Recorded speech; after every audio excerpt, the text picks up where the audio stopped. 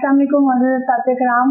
आज हमने बच्चों को मूवर्स में जिस चीज़ की मशक करवाई, जिस चीज़ की पहचान करवाई, वो है मुज़क्कर और मुअन्नस। आदमी जितने भी हैं उन्हें मुज़क्कर हम कहेंगे, औरतें जितनी भी हैं उन्हें हम मुअन्नस कहेंगे।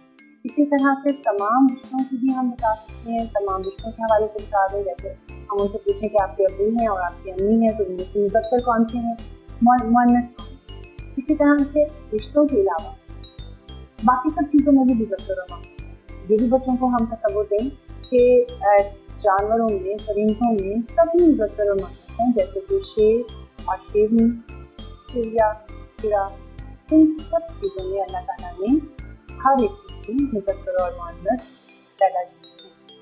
और इसी तरह से हम सब चीज़ों का उनके सामने मिसाल के तौर पर एक लाइन हम पूरी मुज़क्कर की रखते हैं, एक लाइन हम सब मुअन्नस की रखते हैं।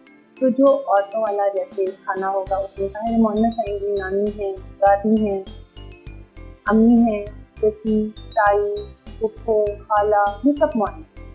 इसी तरह से जो मुज़क्कर में है वो बच्चों से पूछें कि अब आप बताइए अपने सारे रिश्तों के बारे में। दादा अबू हैं जो आदमी हैं, सारे दादा अबू हैं, नाना अबू हैं, जैसे इस तरह से सारे अबू मतलब सारे रिश्ते जो हैं, चचा, ताया, मामू, ये सारे रिश्ते जो आदमियों के साथ हैं वो मुज़क्कर और जो औरतों के साथ हैं वो मुअन्नस।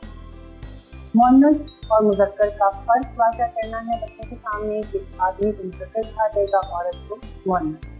इसके लिए आप मुख्तलिफ़ तरीके इस्तेमाल कर सकते हैं। दावा आज़मी हमारी वेबसाइट आपको नज़र आ रही है, इसके ऊपर रिसोर्सेज तमाम मौजूद हैं जो कि आपके लिए बहुत मददगार साबित होंगे।